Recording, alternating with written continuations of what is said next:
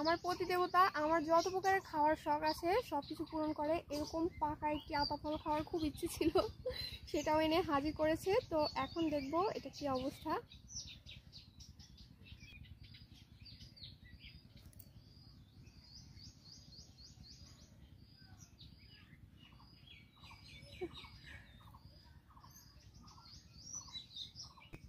এখন কি অবস্থা, মানে যেরকম চাইছিলাম একবারে, বিচিগুলো খুব একটা বোঝা যাচ্ছে না, খালি মাংস। একটু টেস্ট করবো।